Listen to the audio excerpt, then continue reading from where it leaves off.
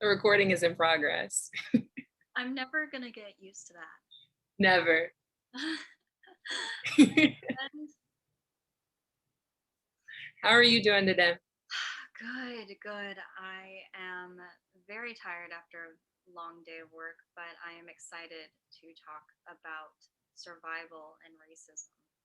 Yeah. Yeah. Did you see that twist coming? No, not at all. This I, was an extremely heavy chapter.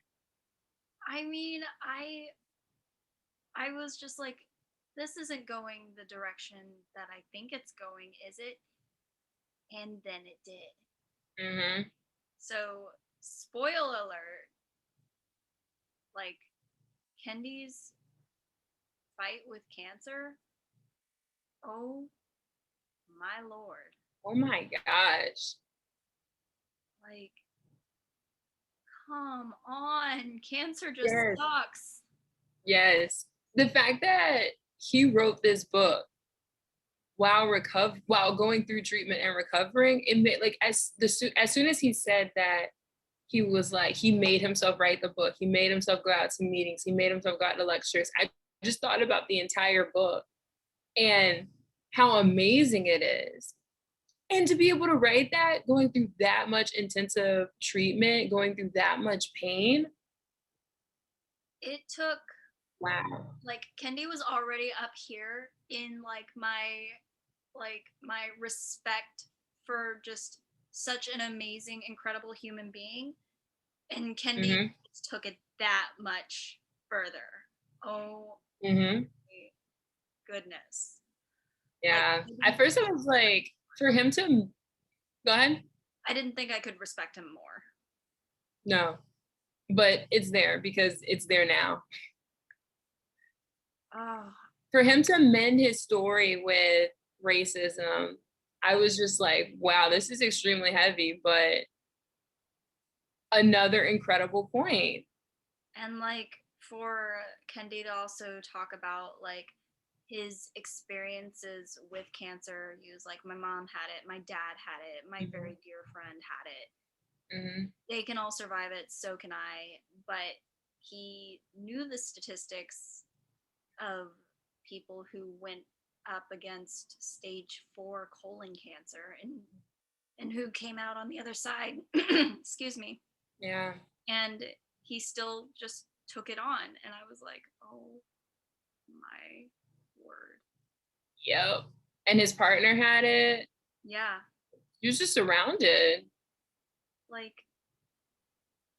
I just think about that, and I think about the kind of character it takes to be able to just like look at a loved one and not only have to work with them through that, work with just having to deal with your own emotions as well as supporting your loved one, but then having to go through that after seeing a loved one go through it.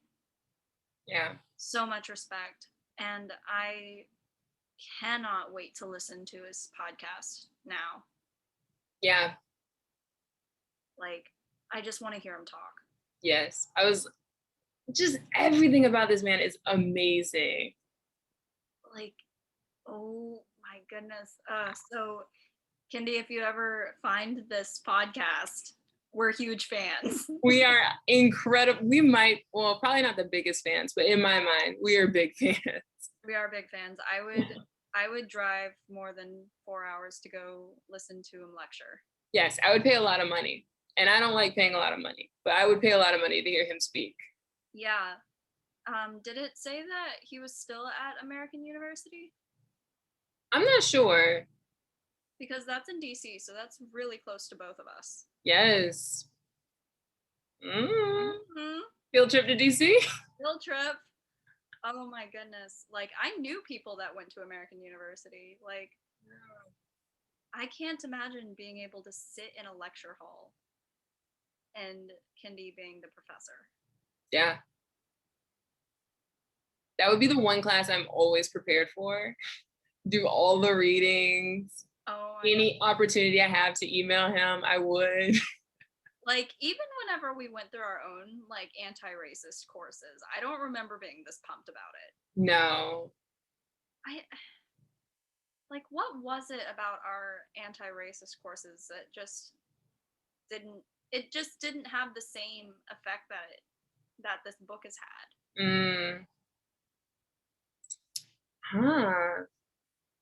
Well, I think for starters, our courses were like long hours. They didn't feel practical either. This had real life applications the entire way. The courses, I feel, for some reason, just didn't resonate the same. Yeah, they felt really clinical, Hmm. and like, it just didn't feel relatable Yeah, like this book did. yeah. Also, we were in the first semester of our grad school experience, so we were also just stressed out of our minds. Yes, unlimited amount of sleep, having like a million other classes. It probably wasn't even taught the best it could have been, whereas Kendi is the absolute best. So his anti-racist class is definitely going to be like light speeds ahead. Like, I would imagine that the students that came after us got a little bit better, because like bit a little bit more quality of a anti-racism course, because like it was still in its inception whenever we went through it, That's true. and then they were also trying to like patent it too, or copyright it, or whatever is that legal protection where you get money off of it. And then the students who actually worked on the curriculum were like, no, nah, you're not doing that. And there was this huge fight with Columbia, I think, about it. Mm, yeah. So And then I think with our experience with Columbia, it wasn't as genuine as this book was, where it was more about the patent than it was the actual content that we were being taught. it's true. It is true. It's just, I kind of would like to go back to school just to learn this book, and not Mm, like learn it from a perspective of just being taught by someone that is as passionate about this book as we are, if not more, and listen to everyone else's perspectives, because I think this really shifted my overall views about yes. my racism work. Like, it just took what I thought I knew about it and just took it that much further.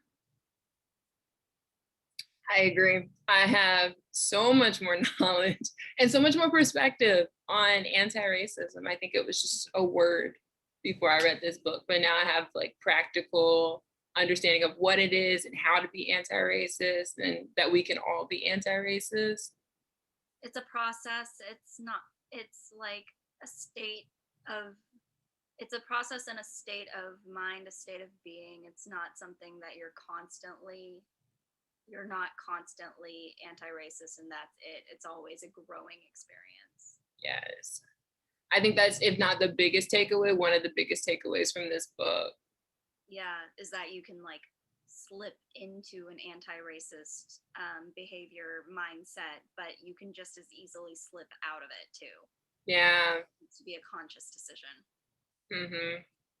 It's not enough to be non-racist, which is what happens when you slip out and you're like, oh, but I'm not racist. You have to be intentionally anti-racist, intentionally working against those oppressive systems and policies. Yeah, it's like the building is on fire, and while you might not have been the one to set it on fire, you're still going to be held responsible if you don't help people get out. Yes. And I think that's what I got from this chapter of Cart, from so much more respect for Kendi, is his insistence that this is so much more dangerous than it's talked about, or than I think the perspective we have on it. It's not, okay, racism is real and it's wrong. It's, oh no, this is like dangerous and this is affecting people's health. And well-being and quality of life, this is extremely pertinent every single day. Mm-hmm. Absolutely. Like, I just am in awe about the fact that we have been at this book club for 18 weeks, and Yay! and just how incredible and eloquently Kendi puts the urgent urgency of excuse me, the urgency of what racism is, and like it's not something that like can be undone overnight. He goes into all of the historical aspects of it. He goes into um, the modern movements, with Black Lives Matter and everything. And so like it's not like this is all something brand new, but it's still urgent, and it still needs to be taken care of and taken out. Yes, it's definitely a perspective I didn't really think about. I knew racism is like an everyday thing and it's dangerous. I just didn't think of it in terms of, wow, this is red light. It kind of reminded me of climate change. Like, this is serious and this is right now, as opposed to thinking like, oh, we have time to correct it. Or we have time to work towards it. It's like, no, we needed to work towards it yesterday or like years ago. And racism, I mean, it's the same thing. It's so, so, so important that we put that red light on it, because it's that important. And like just thinking about things in everyday life. I'm not constantly thinking about racist policies, racist situations, racist happenings in everyday life. I'm not actively thinking about it, but for Kendi to just be like, no, this is here, this is now. Sorry. Then this needs to be talked about. This needs to be at the forefront of everyone's mind. Like I still struggle with that today, and like I have a career in social work, so like Yeah. hmm, Yeah. yeah, and Another one of those intentional steps. yeah, and it's not enough to have like diversity and inclusion or whatever those like corporate terms for it is, but it needs to be taken a few hundred steps further than Yeah. where we are right now. It's Yeah. diversity, it's actively anti-racist behaviors that need to be happening. Yes. Jeez. So much, and I'm so tired. Yes. It is past the bedtimes. Like, but did you think of any final remarks of this book as a whole before we close? I'm just extremely thankful that you picked this book first. I kind of feel bad for every book we're going to read after, because I find it hard to believe that they're going to measure up. This is amazing. I think the things that I'm taking away are definitely, it's not enough to be not racist. You got to be anti-racist. You got to be intentional with those steps, and intentional all the time with those steps. Not, okay, I did well today, so tomorrow I'm going to take off. Mm-hmm. And then what else? Just the urgency. This last chapter was definitely a really good challenge, I think, a really great send off of put a pep in your step, because this needs to happen now. Mm-hmm. And like thinking about all the work that needs to be done is both just exciting and exhausting, Mm-hmm. because knowing how far we have to go, but also seeing like just small acts of everyday anti-racist behavior, like what we're doing here, what I see some of my coworkers and colleagues doing in their everyday lives. It's exciting to know that we're doing this at this time, and that we could be making history like right here and right now. Yeah, that is exciting. Yeah. It's exhausting, but it is exciting. I mean, like, people that have been a part of like revolutions before probably weren't like, I'm tired of this. Can we just like take a break? That's something they talked about in our community organizing class, just how long it takes and how energy is such a challenge when it comes to community organizing of any type for any type of relief, because it takes time, like with policy change, with getting in touch with representatives, with energizing the community. That's exhausting. So yeah, I'm sure that trailblazers and people who've made it possible for us to be here and even do this lost a little energy, lost a little spark, but found it, and I'm thankful they did. You gotta dig deep. I'm already exhausted. Just that we only read how many pages? 238 pages of this, Mhm. and I'm already tired. I'm already tired, and we are one book in to hopefully what will be just an incredible journey throughout reading book clubs and being able to connect over anti-racism, Yeah. the work that we're doing and how we relate it to our lives and Yes. conflicts. It'll be interesting to see the takeaways from each book, because I'm not sure every book will be as practical as Kendi. So maybe we'll have different types of takeaways from each book. And that would be really interesting. Yeah, I'm like, I don't know exactly what I want for out of the next book, whatever we pick. Like, I don't know what to expect. I don't know what exactly that I'm gonna be wanting out of it, because I'm a little biased now because this is such a great book. I wrote down for my suggestions for next books. I was like, well, if we want this to continue to be a Ibram Kendi book club, he's got 2 more books. He's got 2 more books. Ugh, respect so much respect. Yes. Kendi, if you find this book, fans, lifelong fans, I think. Oh my gosh, yes, absolutely. Like, but going back to your point, I also don't know what I even want. And it takes me back to something my professor said. He was like, sometimes we don't even know what we don't know. So I didn't know so much until I read Kendi's book. So when picking another book, I know that I don't know is the difference I make. So I don't know what else I need. I will read a book and I'll be like, wow, that's a great point. I didn't even know I was missing that. yeah. So what are you thinking in terms of ballparking for a next book? Are you thinking nonfiction? Are you thinking fiction to start off? I was thinking nonfiction, just because typically when I read, I like nonfiction. I like to get a lot out of it. I wouldn't be mad at a fictional book though. It'd be really interesting what we could pick up from fiction based on what we experience in real life.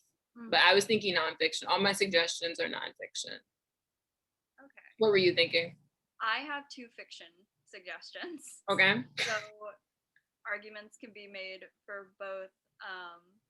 So I think that's really interesting. So I have one nonfiction book too that I also saw in the window of my bookstore while I was walking home. So that's how impromptu and thrown together in shambles my life is right now.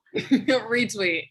I literally saw a book in the window of the bookstore near my house and I was like, maybe we could do that one.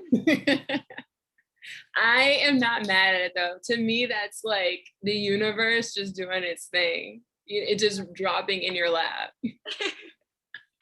Exactly. So how about you go first, since you are obviously more prepared than I am and your life is not in complete and utter shambles right now. Oh no, it is. I think I've just gotten used to the shambles. So I can function very successfully in the shambles. Thriving. We are thriving. Okay, so of course I've got Kendi's other two books if we want to continue to make this Kendi book club, which I would not be upset about. And those are Stamped from the Beginning and the Black Campus Movement. Ooh, Black Campus Movement. That sounds so good. Yeah, that was his first, I think that was his first book. So, you know, young Kendi. Oh, It's tempting. Yeah. And then I've got Uncomfortable Conversations with a Black Man by Emmanuel Acho. Yes, my dad was reading that. What does he think? He likes sports. I am not a sports person. I would just love to hear his perspective. I would love, I mean, especially as an ex-NFL player, a Black man in today's society. I thought that's a book that's been kind of ringing in my mind. So I thought that would be good. But most of these books are actually about the Asian American experience written by Asian Americans, which I thought would be appropriate because of the time. And we just read from a Black man. So I think someone of Asian descent would be a good perspective to read from. So I have Minor Feelings by Kathy Park Hong, I think is her last name. And it's just about American lies that contradict reality, which, I mean, that's what the description said on the website that I looked at. I will link it below. It was, I thought that would be really good to read about how, because I could feel that you're told American life should be this way and your life in no way resembles that. So I can definitely empathize and I definitely feel that. So I thought that was cool. And also Patrick in the World, that is his Insta handle. He just wrote a post responding to the first page of that book. So I was like, it's the universe. Ooh, yes, Patrick is amazing. I have had the pleasure of meeting him several times on Clubhouse, and he actually interviewed me a few weeks ago as well. 100% recommend his podcast, The John Shi Show. Okay, I will link it below. Definitely is. I follow him on Instagram, so I will link his handle below. Check him out. He is mad dope. And then I have the Yellow Peril, which addresses racist concepts in Western culture. I was like, okay, this sounds, and it came up on multiple websites because I looked at 3 sources. So I was like, okay, this is one of us. Go ahead.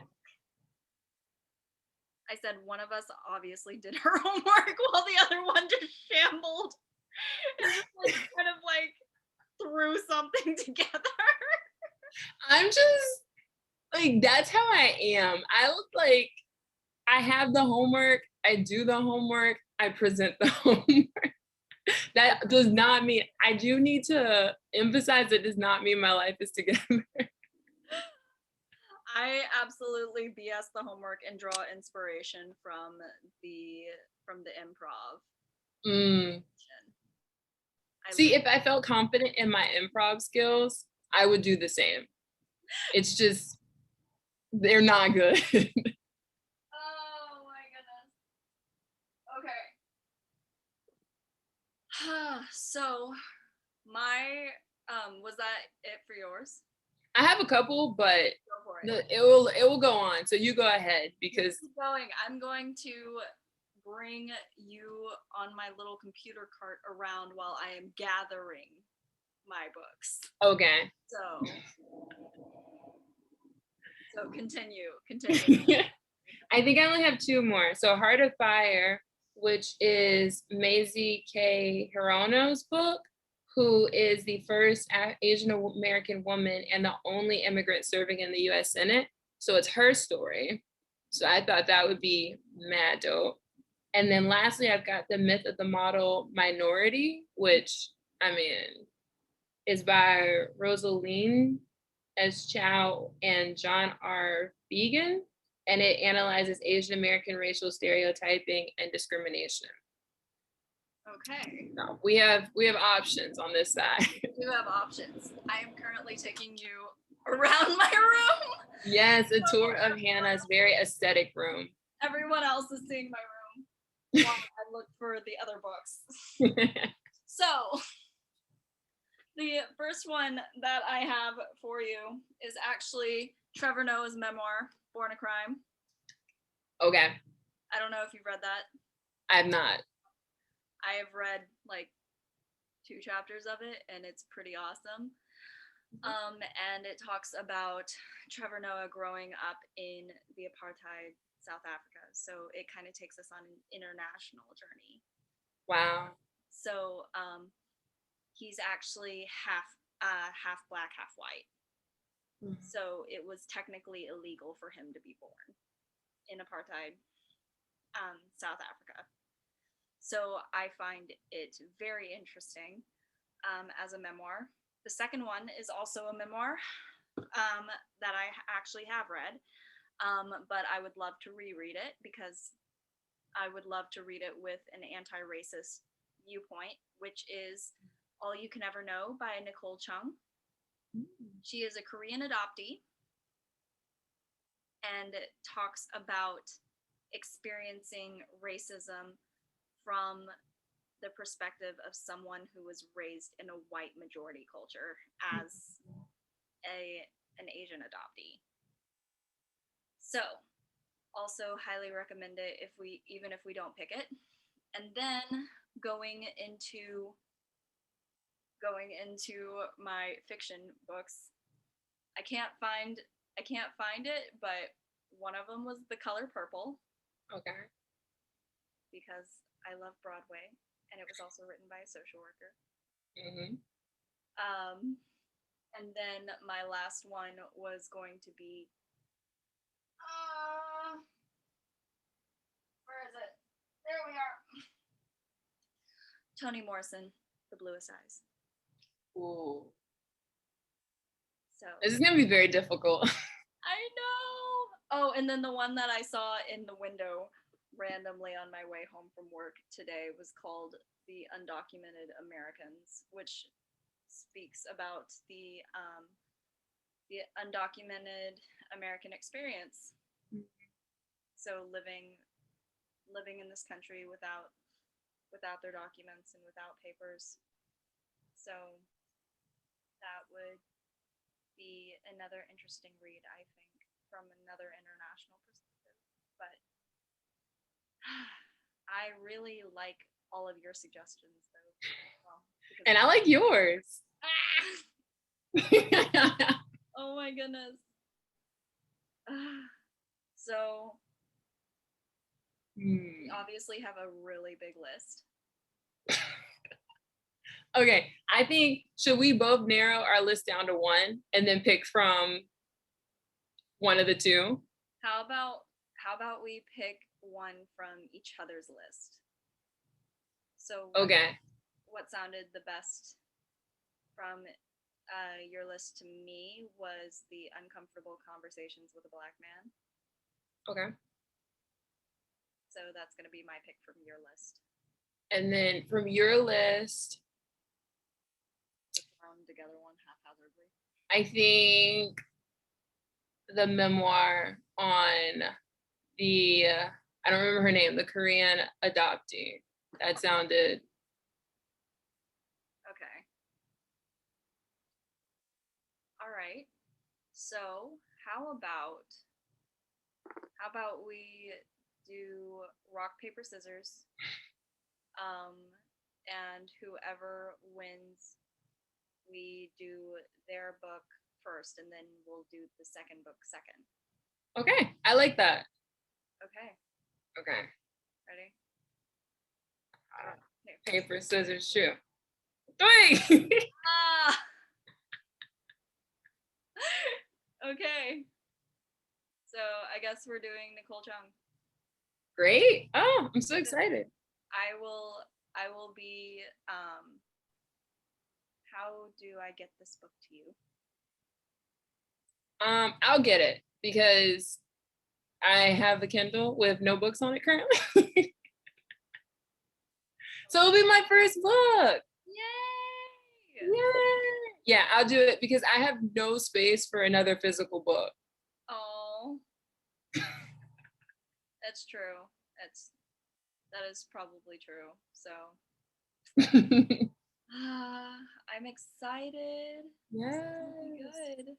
Yes, I will miss How to Be Anti-Racist. I will miss Kendi, but at the same time, the beauty of reading Kendi first is now we have a framework of what we can apply to our next book. Yes. So we can look at all of the different intersections between racism and gender, sexuality, whiteness, blackness, like if there is any anti-blackness within this book. Yeah, it could be kind of like a curriculum. Yeah. Or grading rubric. Rubric was what I wanted to say, with which you can look at racism and anti-racism in different books. Exactly. I'm really excited about it. Yeah, we can have our rubric based on all the chapters in Kendi's book, and if we ever have to refer to it, we both have our copies. Mm-hmm. So yeah. Okay. I'm excited to read this book. Highly recommend it for anyone that. Oh snap! I just found my bookmark from it, but highly recommend anyone that follows us to go get it and read along with us. Or yes, just now catching up, go get How to Be an yes. Antiracist. Yes. And you can follow along on the podcast if you pick up How to Be Anti-Racist now and hear all of the emotions we felt. Yes, exactly. Except for I had to delete the first 3 chapters because the audio was really bad. But the rest of them are pretty lit. Alrighty. I will see you next week. Brand new book. Yes, I'm very excited. This is going to be good. All right. Bye. All right. Bye.